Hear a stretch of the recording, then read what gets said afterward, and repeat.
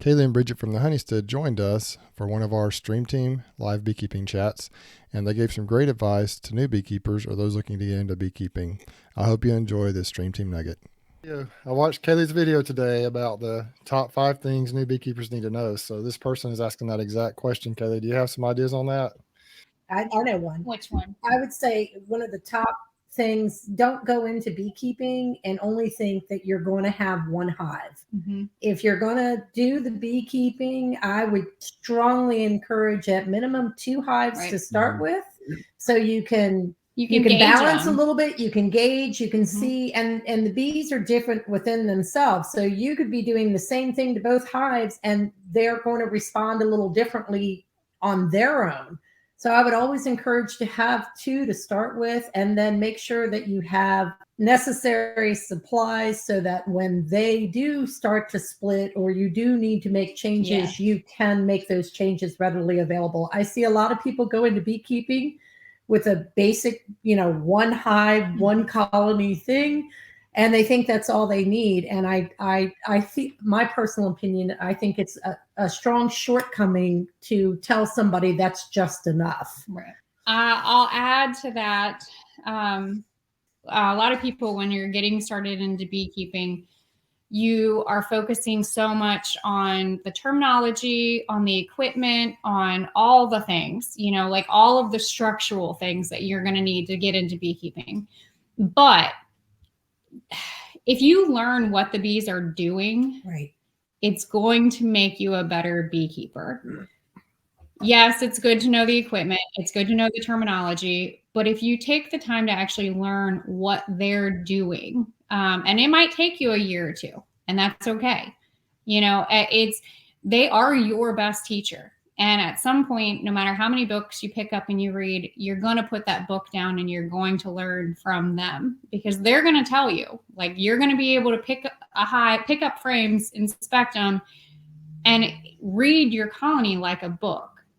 So I would say to let them kind of teach you. Take pictures of when you're doing your hive inspections, and basically keep that as a log. If you don't recognize what's happening right there, take that picture and, study it, read it, figure it out, and then go back to it when you're ready. But honestly, I feel like learning what the bees are actually doing is definitely going to make you a good beekeeper. And then also be easy on yourself. Don't be hard on yourself. I have lost many bees. I've lost many colonies. I know a lot of people who lose and then they get to a point where they're just done, and I had a little, like, a moment, while I was laying in bed crying after my first colony that I lost. First 3. And I realized, am I a failure? No. And the answer is, what are the bees doing? If you take it back and you look at beekeeping in the simplistic, mindset of the bees are there to help pollinate. I didn't fail because they did pollinate. I might not have been able to keep them as long, but I didn't fail.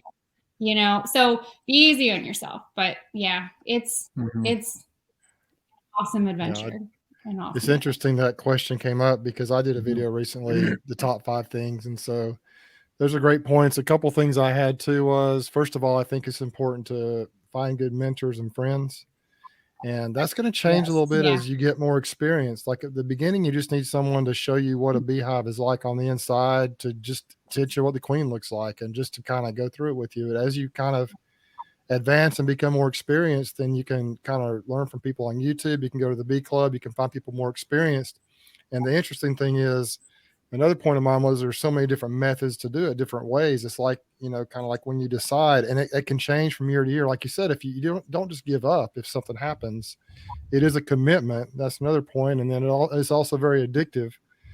And so, but those are just some things that I talked about, and I think another thing that's really important for people that are looking at getting into it is that it's important to feed and treat as you need to. And I know everybody has their own philosophy on that, but when you're a brand new beekeeper, it's kind of like livestock. There are treatment-free beekeepers, but they've spent years developing that skill. And so if you're a brand new beekeeper, you buy a couple of beehives or catch a couple of swarms, you stick them in boxes, and then you just leave them alone and don't do anything with them. There's a very good chance they'll get diseases and mites, and they'll die. And then you'll be frustrated and you may quit. So be prepared to feed and treat. And then as you develop your skills, you might want to delve into some different things. But those are kind of some good things I would recommend as well. Go ahead. Beekeeping is definitely the ultimate. It's the ultimate experiment. You can do everything right, textbook, and then, lose them, or Absolutely. you can do everything wrong and they're going to be fine.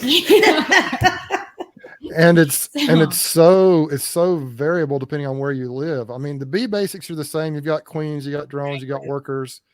They build comb and they do certain things, but so much of it depends on the external environmental factors.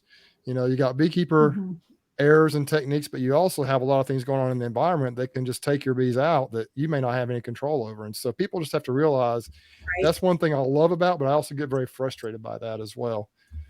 Got another question here from Australia, which is awesome to have someone in from clear down there, down under. Wondering about the best way to get bees without buying them. Over here, they're mostly $200. Any tips?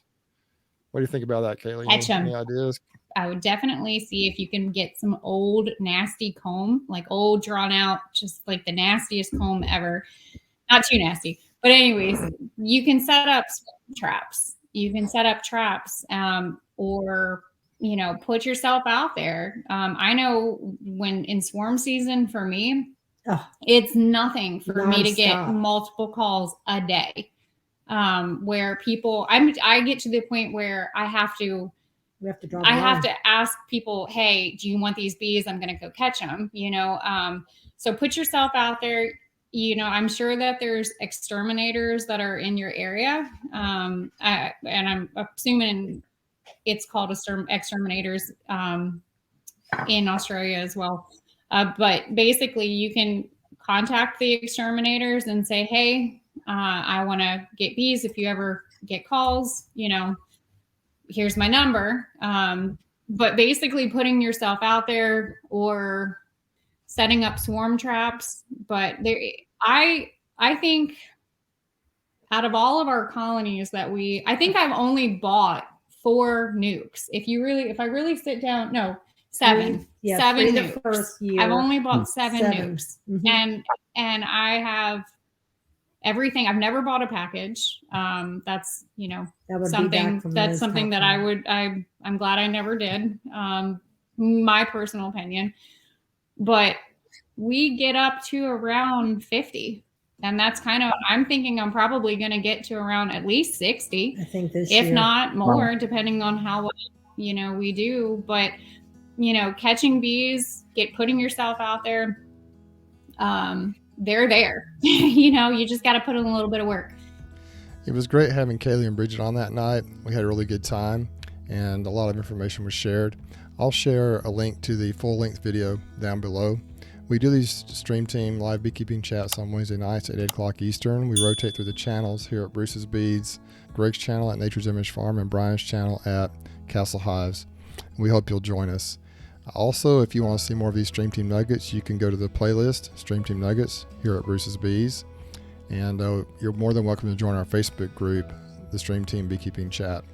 If you would like to see another one of these Stream Team Nuggets featuring Kaylee and Brigitte, where we talk about homesteading and beekeeping, you can watch that video right here.